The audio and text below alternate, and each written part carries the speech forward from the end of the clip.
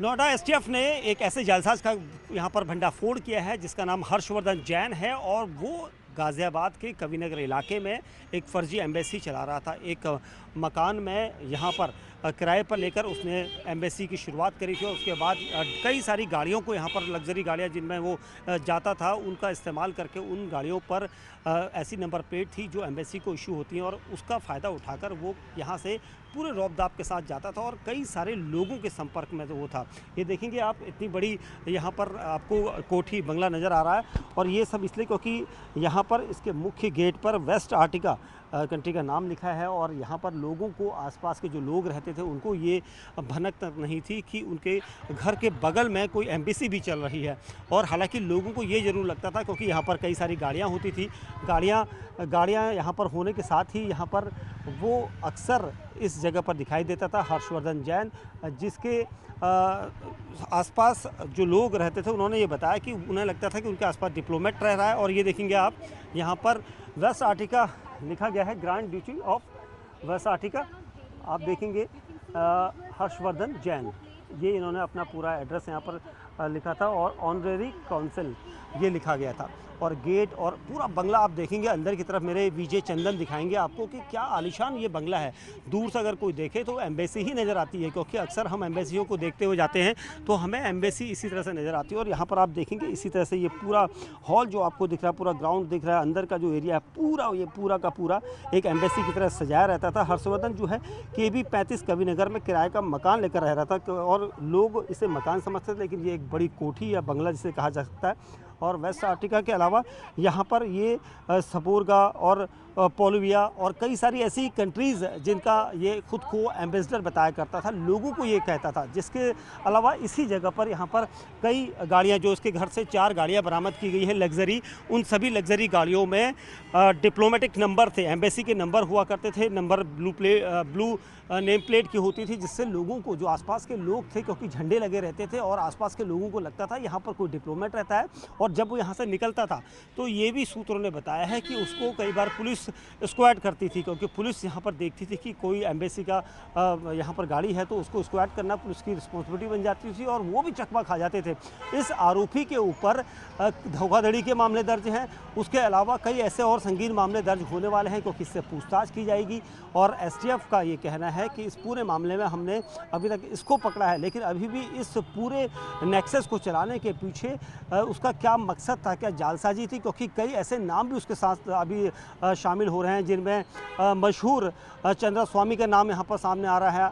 International arm dealer Adnan खगोशी जिसका नाम इसके साथ सामने आ रहा है। तो क्या ये आर्म डीलर में भी सप्लायर के साथ इन्वॉल्व था? इसका खास जो मकसद था वो यही कि लोगों के बीच में खुद को एक डिप्लोमेट पेश करना और उस डिप्लोमेट के सहारे वो कोशिश करता था कि लोग उसे एम्बेसी का दूतावास का ही अधिकारी समझें ताकि उसका प्रभाव रहे। और उसके अलावा विदेशी कंपनियों में उनकी इन्वॉल्वमेंट या फिर फर्जी शैल कंपनियाँ इसने बनाई थी उसमें वो पैसा यहाँ पर उसका पैसा इधर से उधर ट्रांसफ़र करवाने का काम शैल कंपनियों के जरिए ही करता था क्योंकि जो हवाला से मोटी रकम आती थी। तो ऐसे क्या काम थे जिसके जरिए वो कोशिश ये कर रहा था कि सारा कुछ नेटवर्क खुद चलाए। ये पूरा जो एरिया आपको दिखाई दे रहा है ये गाज़ियाबाद की पॉश कॉलोनी है कविनगर, और कविनगर में इस तरह की ही कोठियाँ या बंगले हैं लेकिन यहाँ पर इस घर में किराए के मकान में ये सब कुछ चल रहा था। आसपास के लोगों को इसकी जानकारी नहीं थी क्योंकि जब ये चलता था तो कहीं डिप्लोमेटिक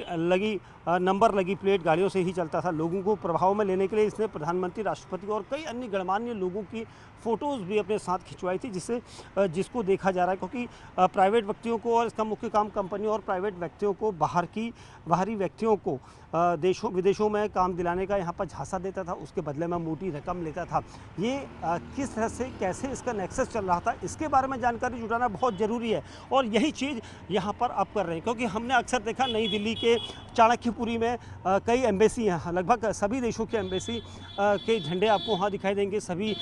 एरिया पूरा चाणक्यपुरी का है। लेकिन गाज़ियाबाद के लोग खुद हैरान थे कि यहाँ पर कौन सी एम्बेसी चल रही है क्योंकि जिसका नाम यहाँ पर वेस्ट आर्टिका इसका नाम लिखा गया था और लोगों को इतना बारीकी से ध्यान नहीं था, इसलिए लोगों का कहना है कि हम यहाँ से जाते तो हमें इतना जानकारी नहीं होती थी कि यहाँ पर कुछ ऐसी भी चल रही है, क्योंकि इसका मुख्य काम जो अभी तक सामने आया है वो यही कि कंपनियों और प्राइवेट व्यक्तियों को बाहर के देशों में काम दिलाने के नाम पर दलाली करता था। सेल कंपनियों के माध्यम से इस पूरे रैकेट को ये चला रहा था। इसका मतलब साफ है कि कई शैल कंपनियां बनाई होंगी, हवाला के जरिए पैसा आ रहा था। ये पैसा कहां से आ रहा था, किसके जरिए आ रहा था, कौन लोग इसके पीछे थे, ये सारा नेटवर्क इस वक्त नोएडा एसटीएफ खंगालेगी। लेकिन अभी फ़िलहाल गाज़ियाबाद में ही आरोपी को रखा गया है। आरोपी के पास से कई ऐसे पासपोर्ट बरामद हुए हैं जो फर्जी हैं, यानी इन पासपोर्ट का इस्तेमाल वो अपने लिए करता था। कई देशों की मोहरें बनाई गई हैं, नकली मोहरें बनाई गई हैं, उन देशों के नाम छापकर उसके बारे में जानकारी जुटाई जाएगी। कई ऐसे दस्तावेज हैं जो फर्जी बनाए गए हैं और अलग अलग देशों के नाम से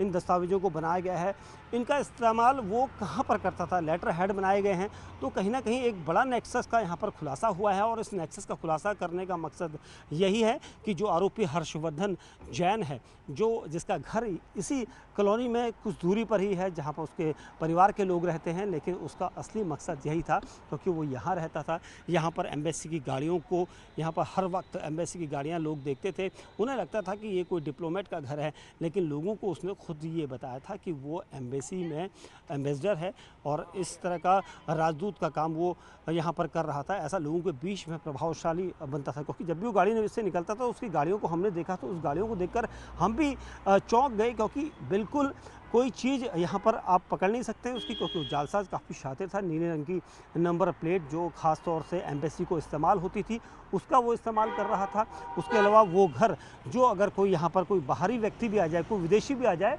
तो इस बड़ी आलीशान कोठी को देखकर वो भी सकते में रह जाएगा, क्योंकि ये पूरी तरह से एक प्रकार से कोई एम्बेसी से कम नहीं थी। क्योंकि ये भी बताया जा रहा है कि 2011 में हर्षवर्धन से अवैध सैटेलाइट फ़ोन भी बरामद हुआ था और जो कविनगर थाना इलाके में ही उसका मामला दर्ज था, उस मामले में वो गिरफ्तार भी हुआ था। उस सैटेलाइट फ़ोन का इस्तेमाल उसने क्या किया इसके बारे में भी पुलिस पूछेगी, क्योंकि 2011 का मामला है, हालांकि इतना साल पुराना मामला है, लेकिन अब पुलिस उस नेटवर्क को भी पूछेगी कि आखिर ऐसा क्या था। कई ऐसे लोगों से ये मिला, प्रभावशाली लोगों की फ़ोटोज़ को अपने साथ में रखना, उसके अलावा अपने घर के अंदर रखना। तो जब भी कोई घर के अंदर उसके जाता था तो उस फ़ोटोज़ को दिखाकर वो उनके ऊपर अपना इंप्रेशन झाड़ता था और पैसों की जो डील होती थी वो बड़ी हो जाए, विदेशों में आपको काम दिलाया जाएगा, विदेशों की कंपनियों में आपकी इन्वेस्टमेंट होगी, इस तरह की चीज़ें वो करता था। लेकिन सबसे महत्वपूर्ण बात ये कि वो जिस एम्बेसी को इस जगह पर चला रहा था उसके बारे में लोकल थाना पुलिस को तक भनक नहीं थी। आप दूर की बात तो छोड़िए, लोकल थाना पुलिस जो कविनगर की पुलिस है, एक्टिव पुलिस है, लेकिन उसने सबको भ्रमित किया हुआ था, क्योंकि एम्बेसी के नाम पर लोकल थाने में भी उसकी कोई ऐसी जानकारी यहाँ पर किसी को नहीं थी। ऐसा कैसे हो सकता है, इस बारे में भी पुलिस अब पड़ताल करेगी, क्योंकि आखिर किसकी क्या लोकल बीट वालों को इसकी जानकारी नहीं थी कि यहाँ पर कोई एम्बेसी चल रही है या कोई डिप्लोमेट रहता है, तो उसकी जानकारी लोकल थाने को होती है, लेकिन यहाँ पर कुछ ऐसा नहीं था। तभी इसी वजह से ये बड़ा नेक्सस का खुलासा हुआ है। हालांकि नोएडा पुलिस का कहना है कि नोएडा एसटीएफ का कहना है कि अभी जांच की जा रही है, जांच में कई सारे तथ्य सामने आएंगे। उसके पास से कुछ गाड़ियां, कुछ दस्तावेज ऐसे बरामद हुए हैं जिनका इस्तेमाल वो अपने फ़ायदे के लिए कर रहा था और इसीलिए इस फ़ायदे को देखते हुए उससे अभी पूछताछ होगी, क्योंकि कई सारे ऐसे लिंक्स उसके सामने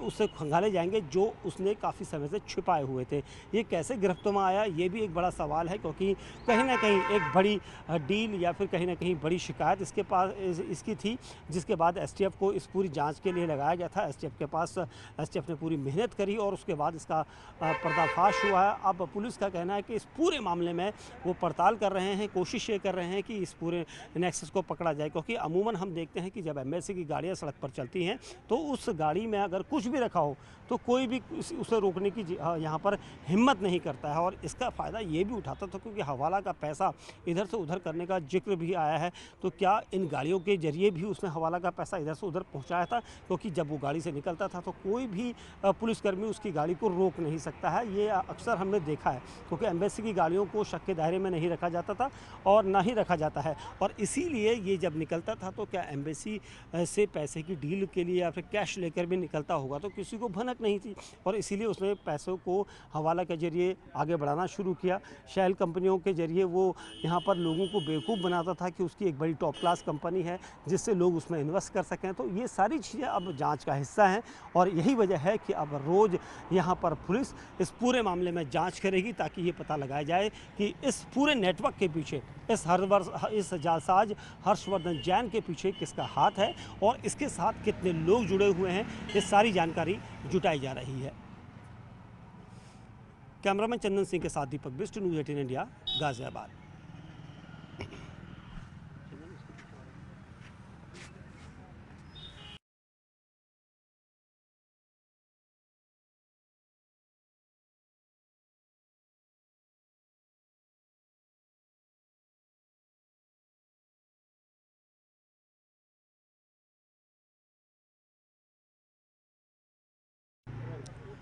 नोएडा एसटीएफ ने एक ऐसे जालसाज को गिरफ्तार किया है जिसका नाम हर्षवर्धन जैन है और वो गाजियाबाद के कविनगर इलाके में फर्जी एम्बेसी चला रहा था। ये एम्बेसी एक पक्के घर में थी और इस घर को देखकर आपको लगेगा नहीं क्योंकि एम्बेसी की तरह ही चमकदार ये आलीशान जो बंगला है ये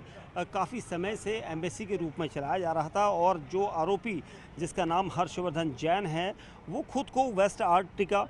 और सहोरगा, पोलिविया, लोडोनिया देशों का काउंसिल यानी एम्बेसडर बताता था और लोगों को प्रभाव में लाने के लिए खुद की मॉर फोटो भी इसके पास थी जो प्रधानमंत्री, राष्ट्रपति और अन्य बड़े लोगों के साथ लगाकर रखता था। इसके आर्म्स डीलर चंद्रस्वामी, तांत्रिक चंद्रस्वामी का नाम काफ़ी पुराना है और तांत्रिक चंद्रस्वामी से भी इसके लिंक्स यहाँ पर बताए जा रहे हैं। उसी तरह उसके अलावा खगोशी जो खास चंद्रस्वामी का था उसके साथ भी इसके लिंक है और आर्म्स डीलर के साथ संबंध होने के बाद इसके ऊपर कई सारी ऐसी निगाहें भी थीं क्योंकि यहाँ पर इसी जगह पर यह एम्बेसी बनाई गई थी गाज़ियाबाद में किराए के मकान को लेकर और यहाँ पर ये बताया जा रहा है कि इस जगह पर कई बड़ी बड़ी लग्जरी गाड़ियों को वो रखा करता था और यहाँ पर कई लोगों का आना जाना हुआ करता था और इसी वजह से लोगों को लगता था कि ये एक एम्बेसी है और एम्बेसी में ये खुद को एम्बेसी का डेलीगेट बताकर लोगों के बीच प्रभाव डालता था। हर्षवर्धन के पहले एक इंटरनेशनल आर्म्स डीलर जो चंद्रस्वामी जिसके बारे में हम बता रहे हैं और अदनान खगोशी से भी संबंध थे, इनको यहाँ पर क्लियर किया जा रहा है और ये बताया जा रहा है कि काफ़ी बड़ी डील होती थी और इसी जगह पर लोगों को लगता था और इसीलिए जालसाज के इस घर से पुलिस को 44 लाख से ज़्यादा की रकम भी बरामद हुई है। उसके अलावा कई ऐसी 4 गाड़ियाँ हैं जिनमें विदेशी एम्बेसडर जो विदेशी देशों के झंडे लगे हुई गाड़ियाँ मिली हैं, उनमें एम्बेसी के नंबर प्लेट्स हासिल हुए हैं पुलिस को लगी हुई जिनको हमने दिखाया भी है। उसके अलावा पुलिस को इस जगह से कई ऐसे दस्तावेज, फर्जी पासपोर्ट बरामद हुए हैं जो इसी के पासपोर्ट थे जिनका इस्तेमाल ये विदेशों में जाने के लिए करता था। लोगों को ये बरगलाता था, लोगों से ये कहता था कि वो एम्बेसी से जुड़ा हुआ है, जिसके बाद वो लोगों के बीच जालसाजी को लेकर कई सारी डील्स को करता था और इसीलिए इस जगह को लोगों को लगता था कि वो एम्बेसी में ही और इस एम्बेसी का वो एम्बेसडर है और इसीलिए गाज़ियाबाद की इस बड़ी सी कोठी को जो बंगला दिख रहा है आपको यहाँ पर वो इसे एक देश की एम्बेसी बताकर काम कर रहा था। पुलिस का कहना है कि अभी इससे शुरुआती पूछताछ है, इसके लिंक खंगाले जाएंगे। साथ ही ये पता लगाया जा रहा है कि क्योंकि इसका जो नेटवर्क है इसका वो काफ़ी बड़ा भी है यहाँ पर और उसके अलावा यहाँ से कुछ ही दूरी पर इसका घर भी है जिसे जहाँ पर उसके परिवार के लोग रहते हैं। लेकिन अगर आपको मैं बताऊँ तो जिस तरह से आपको ये पूरा इलाका जो लग रहा है, जो दिख रहा है पूरी, क्योंकि कविनगर इलाका है गाज़ियाबाद में काफ़ी पॉश कॉलोनी और यहीं पर ये कंपनियों और प्राइवेट लोगों को विदेश में काम दिलाने के नाम पर इंप्रेशन दिखाकर दलाली खाता था और शेल कंपनियों के जरिए हवाला रैकेट चलाना भी इसका काम था, ऐसा भी यहाँ पर सामने आया है। और पुलिस का ये भी कहना है कि अभी इस पूरे मामले में पूछताछ की जाएगी। कई ऐसे बड़े लोगों के साथ इसके फ़ोटोज़ होते थे और एम्बेसी की गाड़ियों के जो नंबर प्लेट होती थी वो अपनी गाड़ी में लगाकर ये लोगों के बीच में इम्प्रेस करता था लोगों को ताकि लोग उसके जाल में फंसे और इसीलिए उसने कई सारे लोगों को धोखाधड़ी का शिकार बनाया है और इसी वजह से अब पुलिस इस पूरे मामले में पड़ताल कर रही है। नोएडा एसटीएफ का कहना है कि अभी इसके पूरा लिंक खंगाला जाएगा कि कहाँ कहाँ ये संपर्क में था, किस तरह से लोगों को चीट करता था और कैसे इसने इतनी चालाकी से एक बड़ी कोठी को एक पूरी एम्बेसी में तब्दील कर दिया। तो फिलहाल पुलिस इससे पड़ताल कर रही है, पूछताछ कर रही है और इसे कस्टडी में लेकर आगे की जाँच कर रही है।